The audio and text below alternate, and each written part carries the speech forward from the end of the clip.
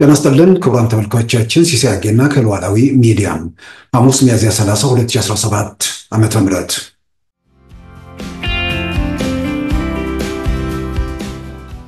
የጤና ባለሙያዎቹ ላይ ለመንጠልጠል የሚደረገውን ነገር እያዩ በጣም ይገርመኛል።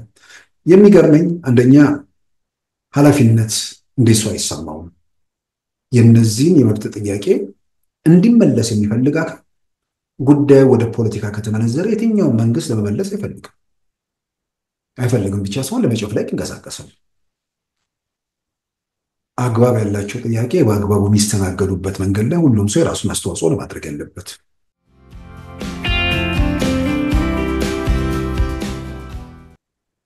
ከተሰረዝን የፕሪቶሪያ ስምምነት ፈረሰ ማለት ነው ብለው አቶ አማኑኤል አሰፋ የዶክተር ደብረጽዮን ቡድን ምክትል ሊቀመንበር ተናግረው እንደዚህ አላልኩም የሚል መከራከሪያ መጡ ተባለ። አይ በትክክል ብለሃል የተናገርከው 33ኛ ደቂቃ ላይ ሄድ ላይ ተመልከት የሚል ደግሞ ምላሽ ተሰጣቸው። እዛው ቃለ ምልልስ ላይ ደግሞ ሲያብራሩ የሚገልጹት ነገር አለ፣ ይቃረናል በተወሰነ ደረጃ።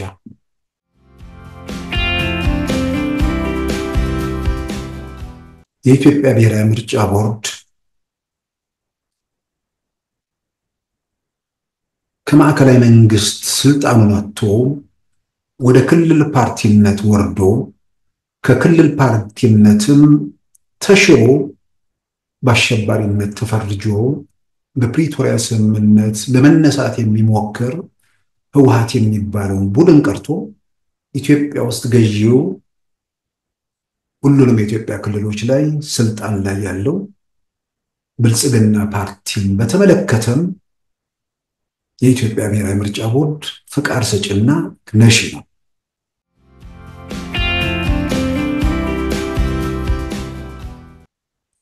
በዛሬው ፕሮግራማችን በእነዚህና በሌሎች ወቅታዊ ጉዳዮች ላይ ትኩረት አድርገናል። አሁን ወደ ዕለቱ ዜናም እናመራለን። ከኢትዮጵያ ጋር የባህር መውጫ ስምምነት ያደረገችው ሶማሌላንድ ፕሬዝዳንት ኢትዮጵያን ለመጎብኘት መርሃ ግብር መያዛቸው ተገለጸ። አዲሱ የሶማሌላንድ ፕሬዝዳንት አብዱራህማን መሐመድ አብዲ ወይም ኢሮ ወደ ኢትዮጵያ የሚጓዙበት የጊዜ ሰሌዳ ይፋ ባይሆንም ስልጣን ከያዙ ወዲህ ለመጀመሪያ ጊዜ ወደ ኢትዮጵያ እንደሚመጡ ተመልክቷል። ከጠቅላይ ሚኒስትር አብይ አህመድ ጋር የባህር መውጫና የጦር ሰፈር ስምምነት ያደረጉት የቀድሞ ፕሬዝዳንት ሙሴ ቢሂ በምርጫ መሸነፋቸውን ተከትለው በሀገራቱ ስምምነት ቀጣይነት ላይ ጥያቄዎች ሲነሱ ቢቆዩም ስምምነቱን በተመለከተ የተሰጠ የተለየ መግለጫ የለም። የተለየ አቋም ስለመያዙም አልተመለከተም።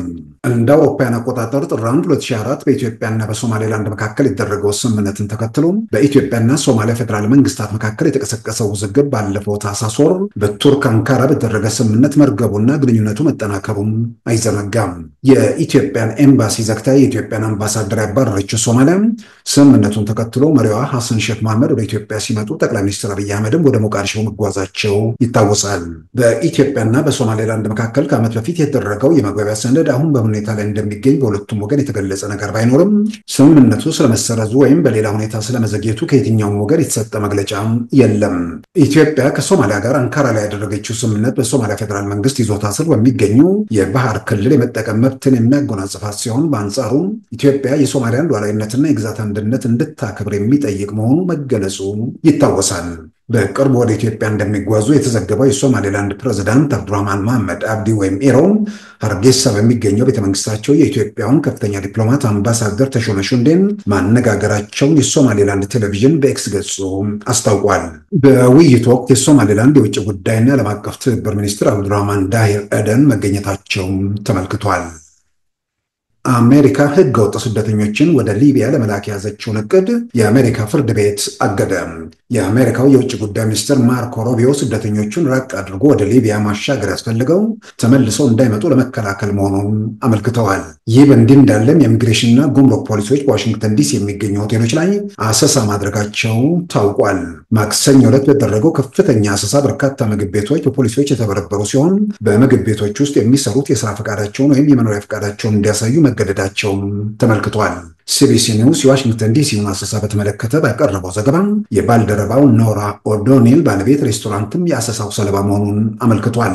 የዶናልድ ትራምፕ አስተዳደር ህገወጥ ስደተኞችን ወደ ሩዋንዳና ሞልዶቫ እንደሚልክ አስቀድሞ ያሳወቀ ሲሆን በአዲሱ እቅዱ ደግሞ ከሳውዲ አረቢያ ጋር ሊቢያን መጨመሩ በተለይም በሊቢያ ያለው ጸጥታና ሰብአዊ መብት ረገጣም በፍርድ ቤት እንዲታገድ ምክንያት መሆኑን መረዳት ተችሏል። ዓለም አቀፉ ማህበረሰብ እርምጃው የተቃወመ ሲሆን ሊቢያን የተቀራመቱ ኃይሎችም ስደተኞችን ወደኛ ለማምጣት ያደረግነው ስምምነት የለም በሚል እርምጃውን እነሱም ተቃውመዋል።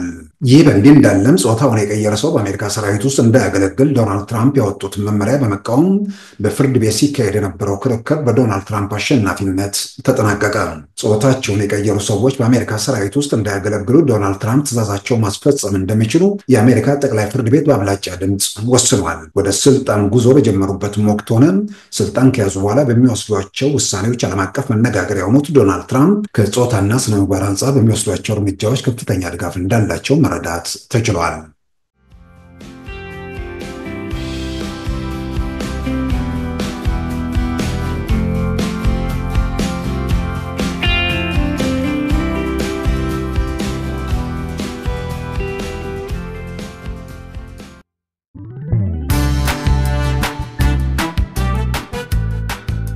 ሉዓላዊ ሚዲያን ይደግፉ።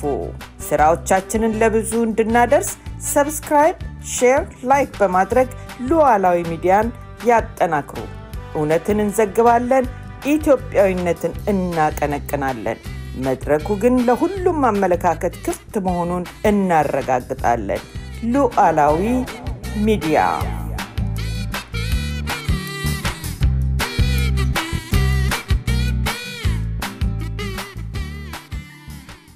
ክቡራን ተመልካቾቻችን በኢትዮጵያ የተለያዩ ከተሞችና ክልሎች የጤና ባለሙያዎች ወደ አደባባይ በመውጣት ጥያቄዎቻቸውን እያቀረቡ መሆኑን በተለያዩ መንገድ ከተሰራጩ መልእክቶች፣ ፎቶግራፎችና ቪዲዮዎች መመልከት ተችሏል።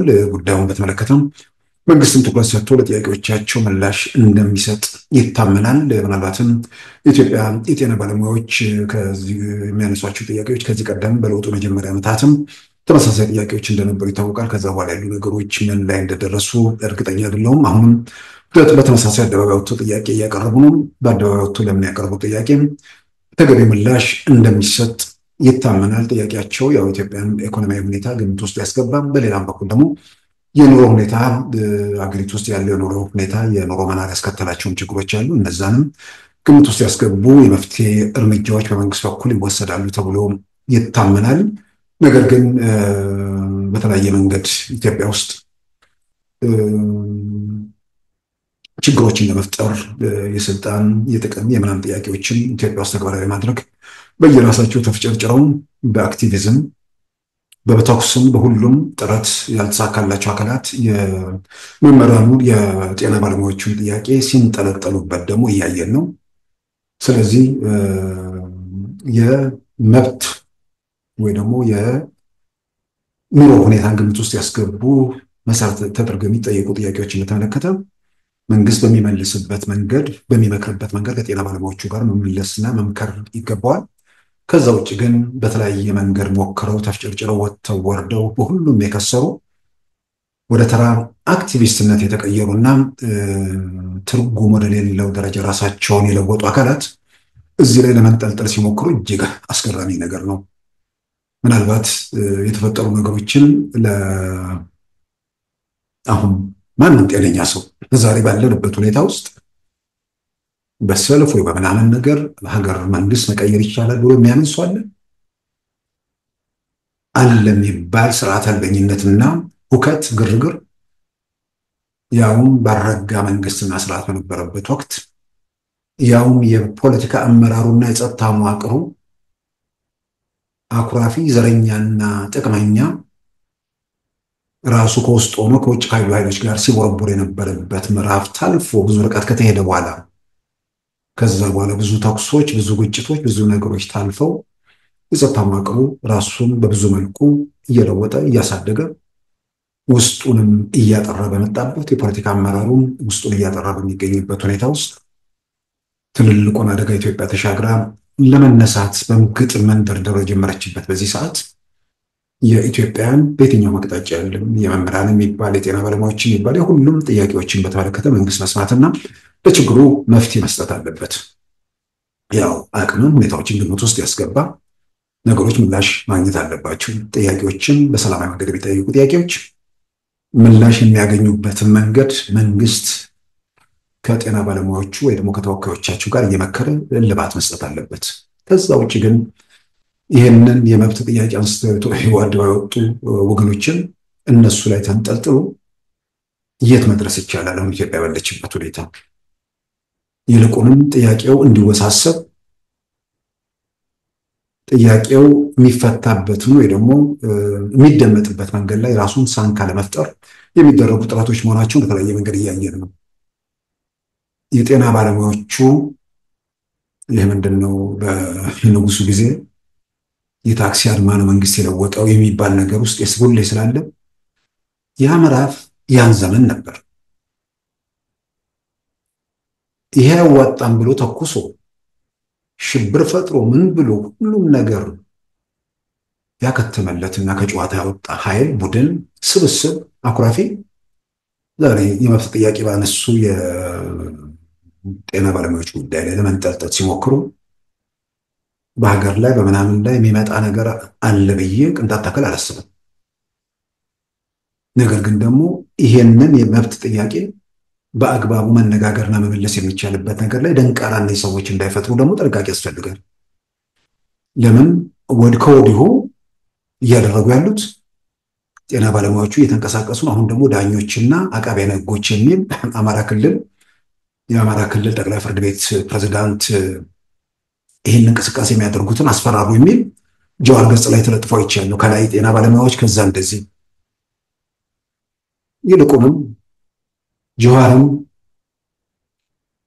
ያው ትልልቅ እድሎቹንና አጋጣሚዎቹን ኢትዮጵያን የለውጥ ተስፋ ከመነሻው ለውጡ እንዲመጣ የተወሰነ ይሄ ቄሩን ፈጠር ምናምን እሱ ቲያትሩ ተረተረቱን ዛሬ ላይ ብዙ ሰው የተገነዘበው የተረዳው ይመስለኛል። በተለይ መጽሐፉን ገበያ ላይ በዋለበት ወቅት ያደረገው እንቅስቃሴን ተከትሎ በተለይ ፋኖ ደጋፊዎች በጣም አጨብጭበውለት ነበር። በቃ ከዛ በኋላ ልክ ጀዋር ቄሮ ኦሮሚያን ቀጥ ሲያደርግ ከዛ በኋላ አማራ ክልል በኋላ በመላው ኢትዮጵያ መንግስት ሲነቀነቅ ተስፋ አድርገው ነበር። እንኳን መንግስት አንድ ቀበሌ ኮሽ ማድረግ እንደማይችል ተረጋግጧል። ያን ተሰሚነት ያን ሚና ለሀገር ለህዝብ በሚበጅ መንገድ ተጠቅሞበት ቢሆን ኖሮ ዛሬ እሱም ተራ አክቲቪስት የሆኑ ጤና ባለሙያ ሰልፍ ወጣ፣ ነጋዴ ሰልፍ ወጣ ምናምን የሚል ነገር ውስጥ መግባት አይችልም ነበር። አንዳንድ እድልና አጋጣሚ በወጉና በአግባቡ መጠቀምና የተሻለ ነገር ለመፍጠር መዘጋጀት ያስፈልግ ነበር። ዛሬ በብዙ ሩጫ በብዙ ጥረት ሁሉ ነገር ከመከነ በኋላ የጤና ባለሙያዎች እንደገና ፈርዳኞች እንደገና አቃቢያነ ሕግ እየተባለ የሚመጣው ነገር ይልቁንም የጤና ባለሙያዎቹ ጉዳያቸውን ጥያቄያቸውን የፖለቲካ መሳሪያ ለማድረግ እየሄዱ ያሉ አካላት ችግሩን ጥያቄዎቹን ምላሽ እንዳያገኙ እንዲወሳሰቡ በምናምን መንገድ እያደረጉ ነውና በተለይ ፎቶ በመላክ ምናምን የሚያደርጉ ሰዎች አንደኛ የመብት ጥያቄውን በዚህ መልክ ማስከበር ቢቻልና ቢያደርጉት ጥሩ ነበር። በተአምር የሚደረግ ነገር አይደለም። በነጀዋር ወይ ደግሞ በሌላ ባኮረፉ ኢትዮጵያን ዛሬ ላይ አንዳንድ ሰው ትናንትን መርሳት በኩርፊያ ሁሉም ነገር መዘንጋት ውስጥ ካልሆነ ወይ ደግሞ ኢትዮጵያ ከምትቀጥል እኔ ከሌለሁበት እኔ ካልተስማማኝ እኔ ምናምን ከሌለሁበት ብትንትን አይውጣ የሚል ምኞት ያለው ሰው ካለ በዛ መልክም ምኞቱ ሊሳካ ስለማይችል የሚሆንና በሚቻለው ነገር ላይ ተስፋ አድርጎ መንቀሳቀስ እሱ ባይሳካለት እንኳን የጤና ባለሙያዎቹ ጥያቄ በሚመለስበት መንገድ ላይ ጥረት ማድረግ ለማንም ይበጃል እንጂ የጤና ባለሙያዎቹ ላይ ለመንጠልጠል የሚደረገውን ነገር እያየው በጣም ይገርመኛል። የሚገርመኝ አንደኛ ኃላፊነት እንደሱ አይሰማውም። የነዚህን የመብት ጥያቄ እንዲመለስ የሚፈልግ አካል ጉዳዩ ወደ ፖለቲካ ከተመነዘረ የትኛውን መንግስት ለመመለስ አይፈልግም ብቻ ሳይሆን ለመጨፍለቅ ይንቀሳቀሳል። አግባብ ያላቸው ጥያቄ በአግባቡ የሚስተናገዱበት መንገድ ላይ ሁሉም ሰው የራሱን አስተዋጽኦ ለማድረግ ያለበት፣ የመብት ጥያቄዎችን አግባብነት ያላቸውን ጥያቄዎች ለራስ የፖለቲካ ፍላጎት መንጠልጠል ነውርም ኃላፊነት የጎደለውን ተግባር ነው። በሌላ በኩል ደግሞ የጤና ባለሙያዎቹ ይህንን አግባብ ያለውን የመብት ጥያቄያቸውን የፖለቲካ መሳሪያ ለማድረግ ለሚሞክሩ አካላት ደግሞ እነሱ መሳሪያ መሆናቸውን ማረጋገጥ አለባቸው። ስለዚህ ጥያቄዎችን በተመለከተ ከመንግስት ጋር ተነጋግሮ ተወያይቶ እልባት መስጠት የሚቻልበት ላይ መምከሩ ተገቢ ነው። ያው ኢትዮጵያ ውስጥ ያለው ነገር በተለያየ መንገድ ስለሚታወቅ የኑሮ ውድነቱ ምናምን ስለሚታወቅ ጫናዎቹ ምናምን ግልጽ ናቸው። ስለዚህ እነዛ እንዴት መፍታት ይቻላል፣ የሀገሪቱ አቅም ኢኮኖሚያዊ ሁኔታ ምንድን ነው፣ ምን አይነት መፍትሄ አቅጣጫዎች አሉ የሚለው ነገር ላይ ከመንግስት ጋር ተነጋግሮ እልባት መስጠት ለሁሉም ይበጃል፣ ይጠቅማል። ከዛ ውጭ ብዙ ወጥተው ወርደው ተኩሰውም ረብሸውም መንገድ ዘግተውም ሁሉ አለ የሚባል ተቃውሞ ሁሉ አድርገው ዛሬ ምንም ማድረግ የማይችሉበት ደረጃ ላይ የደረሱ ሰዎች የጤና ባለሙያዎቹን ጥያቄ ይዘው በሱ ላይ ተንጠልጥለው ግማሽ ኢንች ካሉበት ነቅነቅ ማለት የሚችሉ አይመስለኝም። ስለዚህ የሚቻል ነገር ላይ ጥረት ማድረግ፣ የማይቻል ነገር ደግሞ ከሆነ ወደሚቻለው መንገድ ራስን ማስገዛት ኢትዮጵያ ውስጥ አሁን ባለንበት ሁኔታ ውስጥ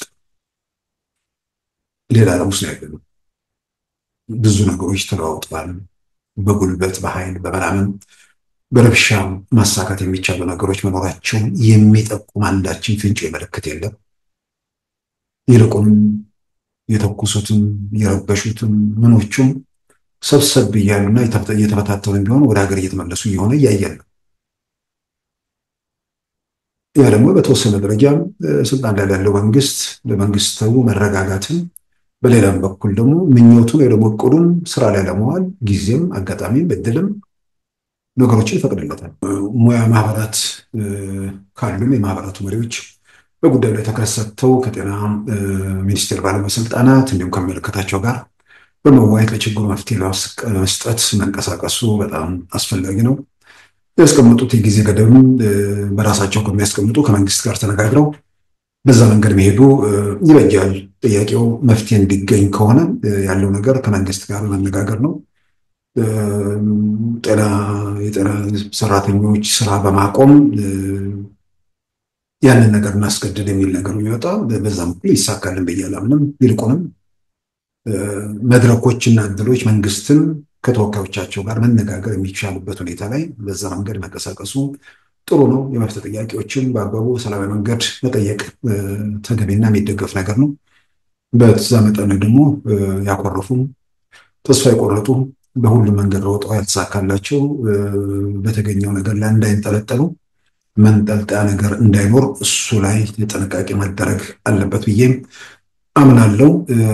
ሌላ እንግዲህ የህዝባዊ ወያኔ ሓርነት ትግራይ ህወሓት ጉዳይ ምክትል ሊቀመንበሩ የዶክተር ደብረጽዮን ቡድን አቶ አማኑኤል አሰፋ ዛህራ ከተባለ ሚዲያ ጋር ያደረጉት ቃለ ምልልስ በትግርኛ ቋንቋ ያደረጉት ቃለ ምልልስ በስፋት ተሰራጭቷል። በሶሎዳ ሚዲያ በኩልም በአማርኛም ጭምር ወጥቶ ብዙ ሰዎችን ተመልክተውታል። እንግዲህ ህወሓት ቀናት ናቸው የቀሩት። ትናንትና አንስቼዋለሁ። መልሼ የመመጣበት በአንድ በኩል ጉዳዩ የመጨረሻው ምዕራፍ ላይ የደረሰ ስለሆነ ወዴት ከዛ በኋላ ጉዳዩ ወዴት ያመራል የሚለውን ነገር እዛ ውስጥ ተዋናይ የሆኑ ሰዎች ስለ ጉዳዩ የሚሰጡት መግለጫ ደግሞ ሁኔታዎች ምን ያህል እየተካረሩ ወይ ደግሞ ወደ መጨረሻው ጫፍ እየደረሱ መሆናቸውን ይጠቁም ይሆን የሚል ጥርጣሬም አለኝ። በሌላም በኩል ደግሞ ከአቶ አማኑኤል አሰፋ የዶክተር ደብረጽዮን ቡድን ምክትል ሊቀመንበር በተወሰነ ደረጃ ለማስፈራራት የሚሞክሩት ነገር አለ። በሌላ በኩል የተናገሩትን ነገር ደግሞ ለመካድ ያደረጉትን ጥረት እንዳለም ተሰምቷል። ትልቁ ነገር በምልክቶቻቸው ላይ በስፋት ያንጸባረቁት ነገር የኢትዮጵያ ብሔራዊ ምርጫ ቦርድ ህወሓትን በተመለከተ መወሰን አይችልም የሚል ነገር መጥቷል። የኢትዮጵያ ብሔራዊ ምርጫ ቦርድ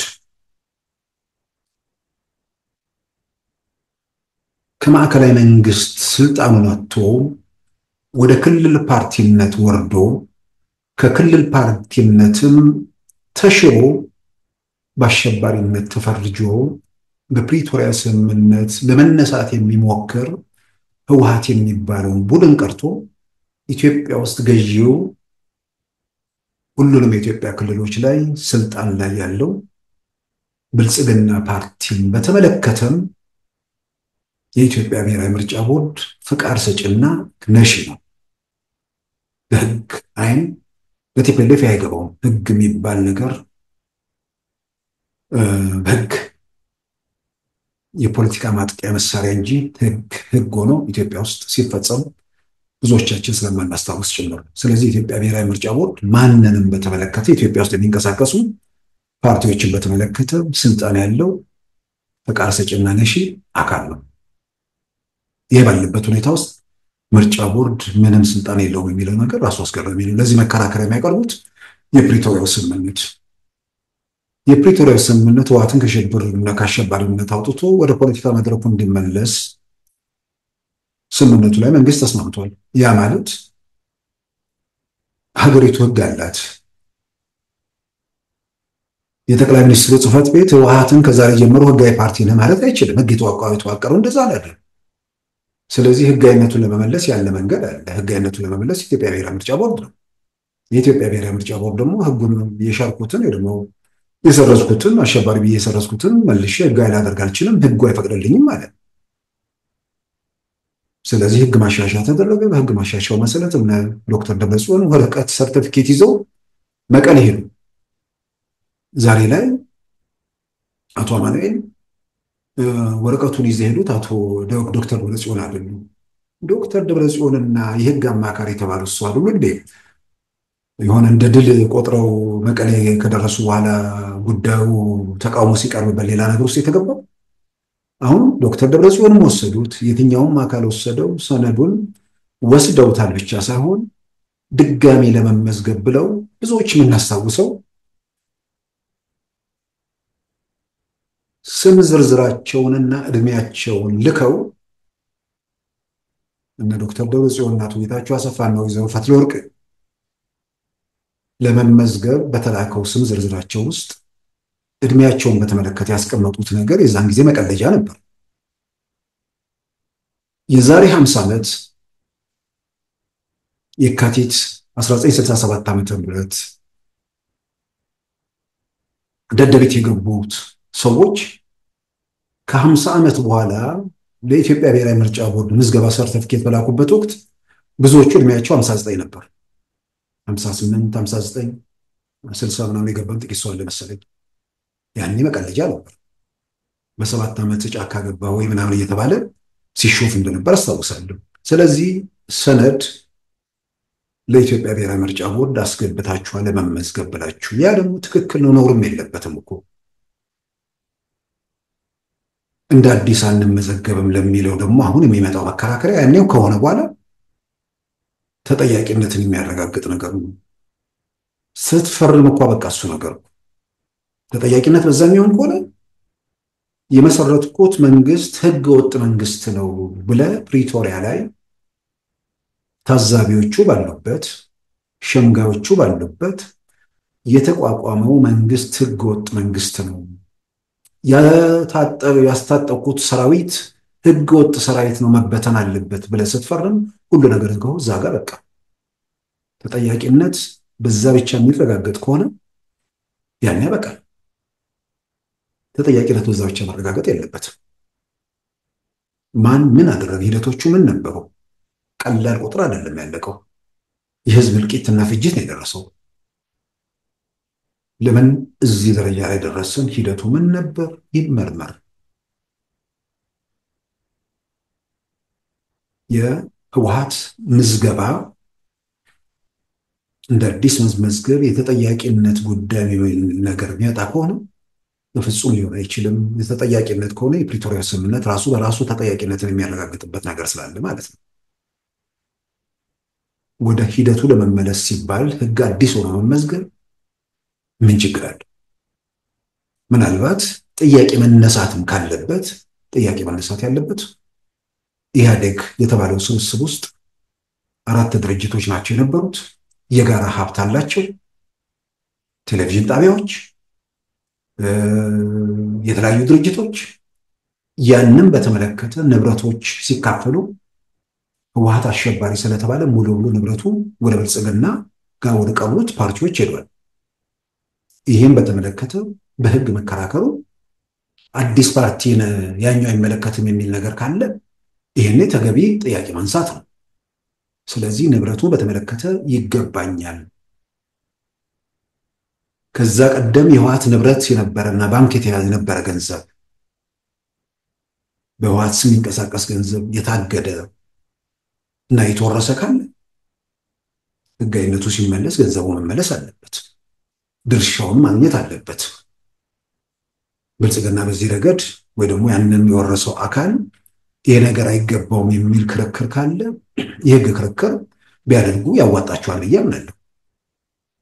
ከዚህ ውጭ የሚያጦስ ነገር የለም እና የተጠያቂነት ጉዳይ ፕሪቶሪያ ላይ ያቋቋምኩት መንግስት ሲባል ታጣቂዎቹ ትጥቅ በአንድ ሳምንት ውስጥ በአንድ ወር ውስጥ እፈታለሁ ሲባል ብዙ ነገሮች ተዘጋግተዋል። ይልቁንም አሁንም የቀረው 3-4 ቀን ነው። ዛሬ ሐሙስ፣ አርብ፣ ከዛ በኋላ ሰኞ ነው።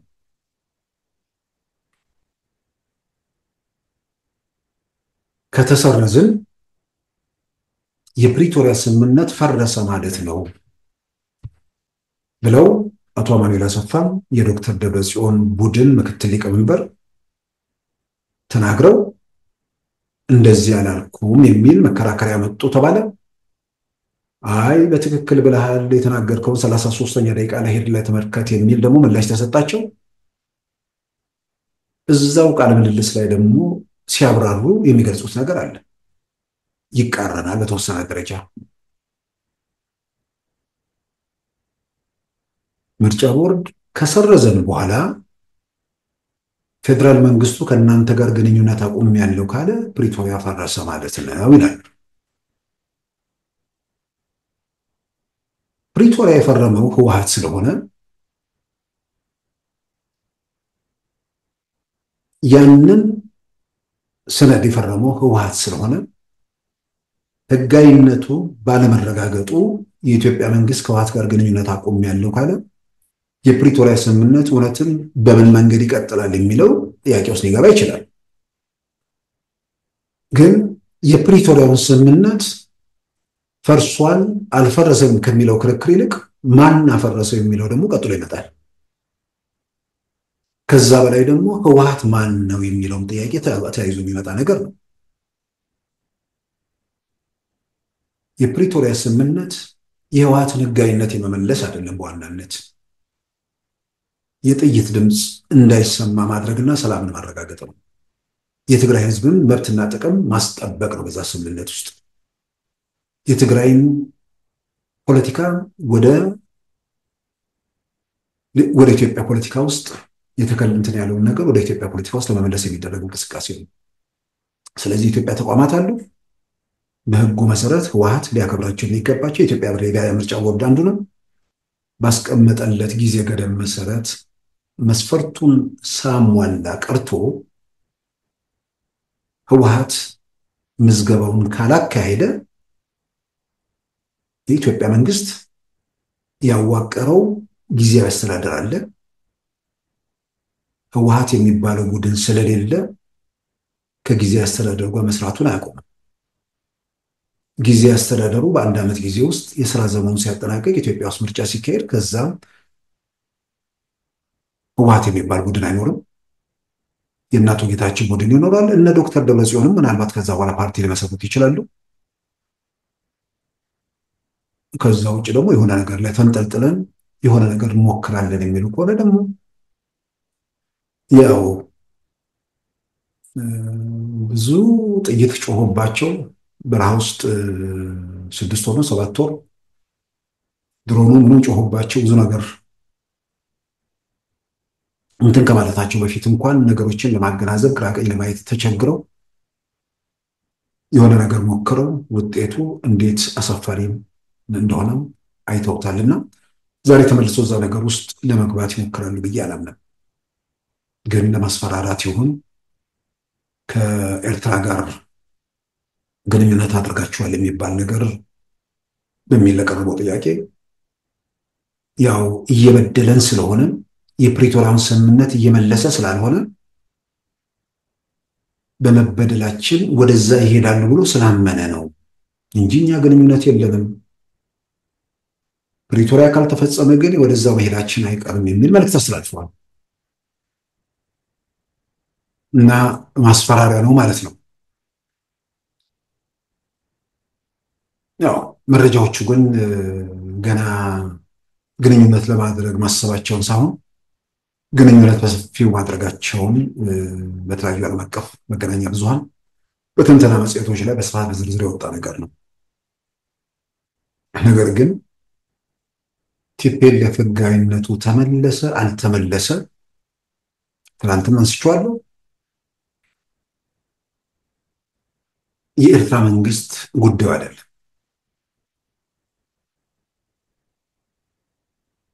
በመሳሪያነት እንደሚጠቀምባቸው ደግሞ ማያጠራጥር ጉዳይ ነው። ምንም እሱ የሚያጠራጥር ነገር አይደለም። ህወሓት ፈቃዱ ተመለሰም አልተመለሰም አያሳስበውም ብቻ ሳይሆን ህወሓት ፈቃደ የተመለሰ አልተመለሰም ብሎ ሌላ ነገር ትንሽ ፉጨትና ተኩስ ነገር ቢሞክር እንኳን ተያይዞ ጉዳዩ የኢትዮጵያና የኤርትራን ጦርነት ስለሚያስከትል ያን እንዲያደርግም አይፈቅዱለትም። ያን እንዲያደርግ ደግሞ ካልፈቀዱለት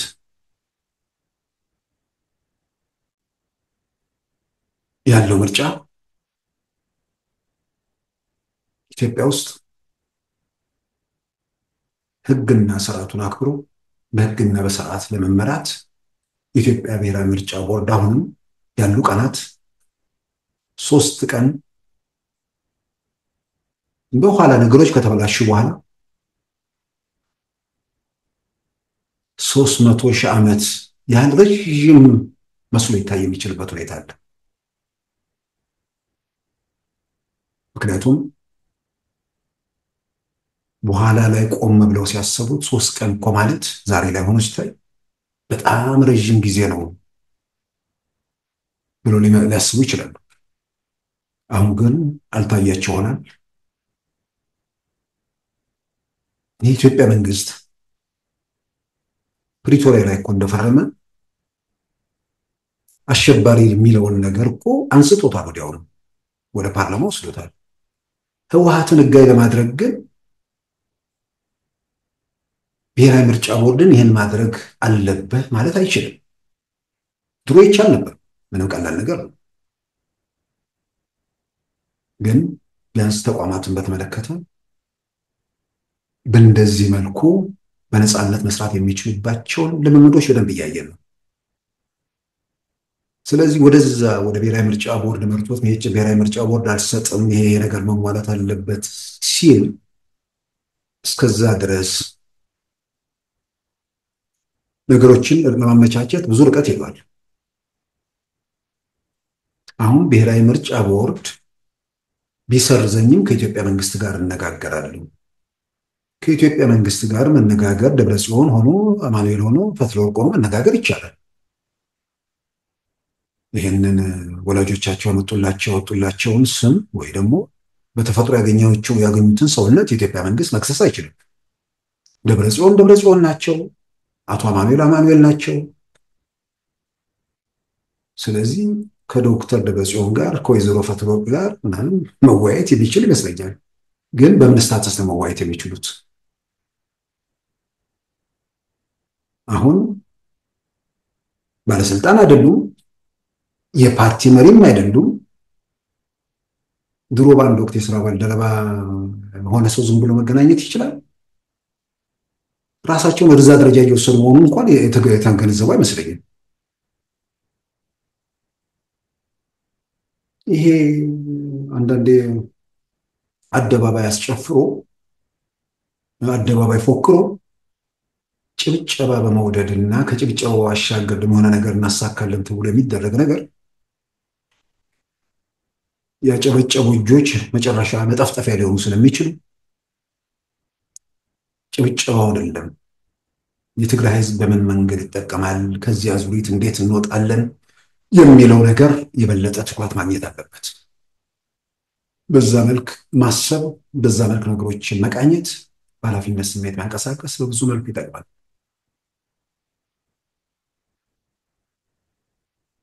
ጦርነት ፍላጎት ካለ ጦርነት ለማድረግ የኤርትራ መንግስት የመጨረሻውን ለጦርነት መዘጋጀት አለበት፣ ወይንም ደግሞ የኢትዮጵያ መንግስት ተዘጋጅቷል ብሎ ማመን አለበት። ህወሓት ጋር የሚጀመር ጦርነት የሁለቱ ሀገራት ጦርነት የመሆን እድሉ ሰፊ ነው። ሰፊ ነው ብቻ ሳይሆን ምንም በማያጠራጥር መልኩ ወደዛ የሚያመራ ነገር ነው እና ህወሓት በምዝገባ ምናምን በሰርተፍኬት በወረቀት በምናምን ጉዳይ ልተኩስ ብሎ ያለ ፈቃድ መተኮስ አይችልም። መሟላት ያለባቸው ነገሮች መሟላት አለባቸው። ህወሓት ተሰረዘ አልተሰረዘ፣ ህልውናው ኖረ አልኖረ ያን ያህል የሚያሳስባቸው እንዳልሆነም ደግሞ ግምት ውስጥ ማስገባቱ በጣም አስፈላጊ ነገር ነው። ይህ ባለበት ሁኔታ ውስጥ አሁንም የነ ዶክተር ደብረጽዮን ቡድን ነገሮችን ቆም ብሎ ማየት፣ መመርመር፣ መገንዘቡ በብዙ መልኩ ይጠቅመዋል። ከእጅ ከወጣ በኋላ ብዙ ነገሮችን ለማረም፣ ለማስተካከል፣ መልሶ ለመጨበጥ የሚቻልበት እድል ያለ አይመስልም። 2 ቀናት ረዥም ጊዜ ናቸው። የኢትዮጵያ መንግስትም የኢትዮጵያ ተቋማትን ነፃነት ለማረጋገጥ የሄደበትን መንገድ ለቲፒኤልኤፍ ብሎ ከተሰረዘ በኋላ ያንን ነፃነት ለማስመለስ ወይ ደግሞ ህጋዊነቱን ለማስመለስ ሌላ መንገድ ሊሄድ ይችላል ብዬ ማለት ነው። የራሱን የተቋማት ነፃነት አሁን በአዋጅ እንደገና መሻሻል የሚችል ነገር አይደለም። አንድ የተሰረዘ ፓርቲ መልሶ ህጋዊነቱን ለማግኘት የሚችልበትን አሰራር በተመለከተ የህግ ማሻሻያ ተደረገ። ያን የህግ ማሻሻያ ተቀብሎ ሂደቱን ጀምሮ ሂደቱን ማስተካከልና እውቅናውን ማረጋገጥ የሚገባው ቡድን አላደርግም ካለ በኋላ የኢትዮጵያ ብሔራዊ ምርጫ ቦርድን በተመለከተ የኢትዮጵያ የፖለቲካ ፓርቲዎችን ምዝገባ አዋጅን በተመለከተ የኢትዮጵያ መንግስት ወደ ፓርላማ ወስዶ አንድ ፓርቲ ያኮረፈ ቀን ድንገት ምዝገባ ቢያልፈው የድሮ አስተዋጽኦአቸው ወይ ደግሞ በሀገርና በህዝብ ላይ የሰሩት ወንጀል ግምት ውስጥ ገብቶላቸው እንደገና የሚመዝገቡ ሊል ነው። ምን አይነት ማሻሻያ ሊመጣ ይችላል? ምናልባት አለመመዝገባችሁ ደግሞ በተወሰነ ደረጃ ለኢትዮጵያን ግልግል ሊሆን ይችላል። ለትግራይ ህዝብ በተለይ በይበልጥም ደግሞ የትግራይ ህዝብ በአፈና በጭቆና ውስጥ ነው ነፃነት ያስፈልገዋል ብለው መስዋዕትነት ከፍለው ትግራይ ነፃ ያወጡት ሰዎች፣ ወጣቶች የነሱ መስዋዕትነት የከፈሉበት ፓርቲ ስሙ በክብር ከነሱ ጋር ብቻ እንዲተሳሰል ሊደረግ ይችላል። አሁን ኢትዮጵያ ውስጥ ህወሓት የሚባለው ከወንጀል ጋር ነው ብዙዎቻችን የሚታወቀው።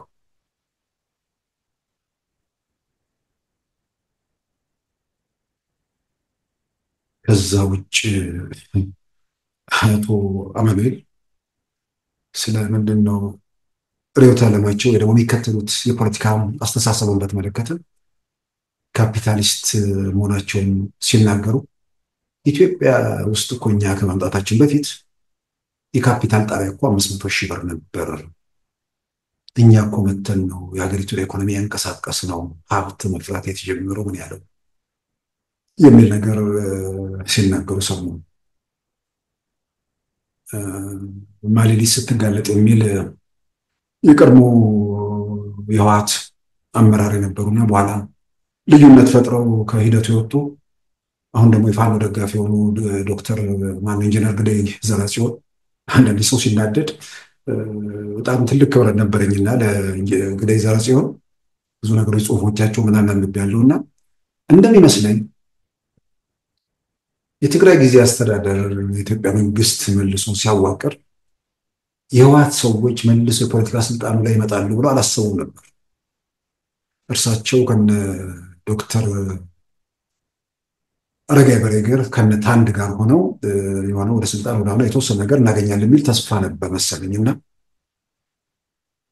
ሂደቱ ውስጥ ምንም እንዳልሆኑ ሲያረጋግጡ ወጥተው የሚሰጧቸውን ቃለ ምልልሶች እያየሁ ነበር። እንኳን ግደይ ዘርአጽዮን የሚያህል በፖለቲካ ውስጥ ብዙ ዘመን ያለፈና ብዙ ልምድ ያዳበረ ከህወሓት ጀምሮ የቆየ ሰው ቀርቶ ዝም ብሎ ስለ ፖለቲካ ምንም ግንዛቤ የሌለው ሰው እንኳን ፋኖ ኢትዮጵያ ነፃ አውጪ ይሆናል ብሎ እስከ ማሰብ ሲሄድ ንዴት ሰዎችን ምን ድረስ ጥግ እንደሚወስድ የተረዳሁበት ነው።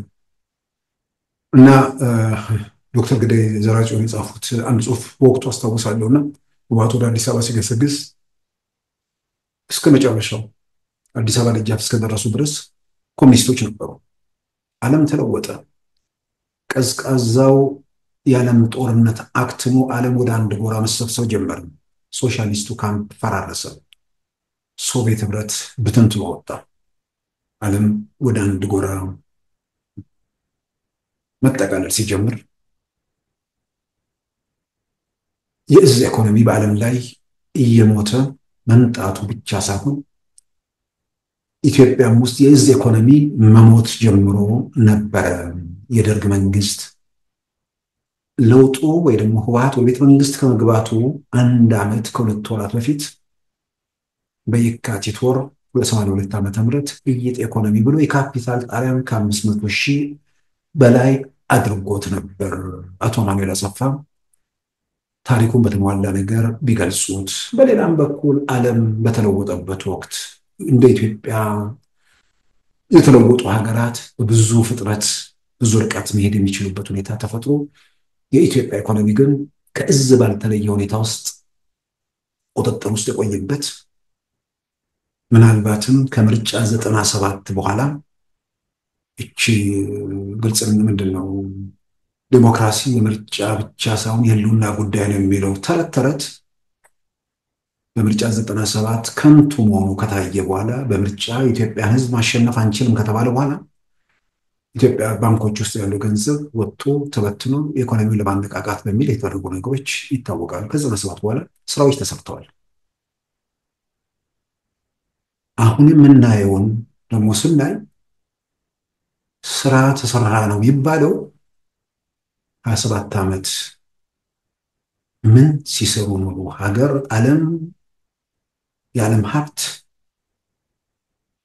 በእርዳታ በብድር ሌላው ቀርቶ ሽብርተኝነት ከ9/11 በኋላ በዓለም ላይ በፈጠረው ተጽዕኖ ያ ራሱ በዓለም ላይ ድህነቶችን በተዋጋን ቁጥር ሽብርን ለመቀነስ ያስችለናል በሚል የሀገራት ባለጸጎቹ ከጂዲፒያቸው 0.07 ነው ምናምን አካባቢ ለድሃ ሀገሮች ይሰጡ ተብሎ በብዙ መልኩ ሀብት የሚፈስበት ሁኔታ ነበር።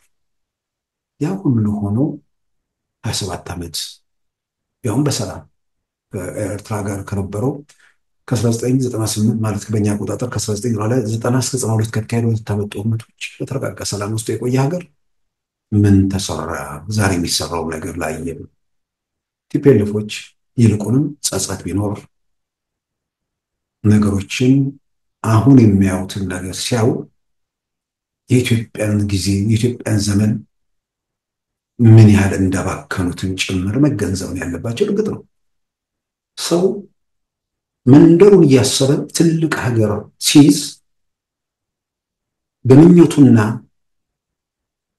በኃላፊነቱ መካከል የሚፈጠር ግጭት የሚፈጥሯቸው ነገሮች ሲሆኑ ሀገር ላይ ቲፒኤልኤፍ ሸክም ነበር በኢትዮጵያ ላይ። ይህን ማወቅ መገንዘብ በራሱ ጥሩ ነው። ይሄ ሲባል ግን ደግሞ ደጋግሜ የምለው ታግለው ነፃነት ለማምጣት ለትግራይ ነፃነት እኔ በኢትዮጵያ ነፃነት የሚለው እሱ በምንም ተአምር ተቀባይነት የሌለው ነገር ነው። ያን ያደረጉ ሰዎች ኢትዮጵያ ውስጥ በሌላዎች ላይ ጭቆና እንዲሰፍን ቲፒኤልኤፎች ተሰባስበው ኢትዮጵያን እንዲዘርፉ አልሞቱም። እነሱ ህዝባችን ለሚሉት ለሱ መብትና ነፃነት ነው የታገሉ። ስለዚህ የህወሓት ወንጀልና ጥፋት የህወሓት ጉድለትና ምናምን የአንድ ቡድን ግለሰቦች ምናልባት በመቆጥራቸው ሌላው ጀሌው በአብዛኛው ምን አለ እዚህ ሚና ውስጥ ምን አለ 1000 ሰዎች ይሞላሉ። ወንጀሉ ነውሩን ተጠያቂነቱን ከመጣ ከነዚሁ ጋር ቢያዝ ነገር ነው እና አንዳንዴ ዛሬ ላይ ቆሞ አለማው ኢኮኖሚ አንቀሳቀስኩ የሚል ነገር ሲያነሱ ራሱ አለማፈራቸው የይሉኝታ ቢስነትን ጥብቅ ማሳያ ወይ ደግሞ አይናቸውን ለመግለጥ መቸገራቸውን የሚያረጋግጥ ካልሆነ በስተቀር ብዙ የሚፈይደው ነገር ያለ አይመስለኝም። ክቡራን ተመልካቾቻችን የዛሬ ሐሙስ ሚያዝያ 30 2017 ፕሮግራማችን በዚህ ተጠናቋል። ጤና ይስጥልን።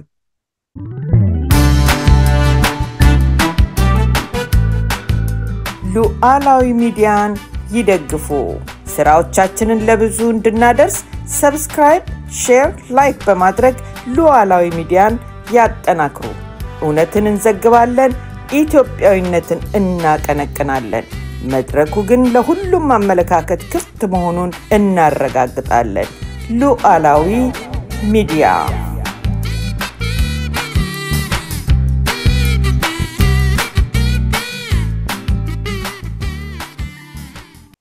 የዛሬ ሐሙስ ሚያዝያ 30 2017 ፕሮግራማችን በዚሁ ተጠናቋል። ጤና ይስጥልን።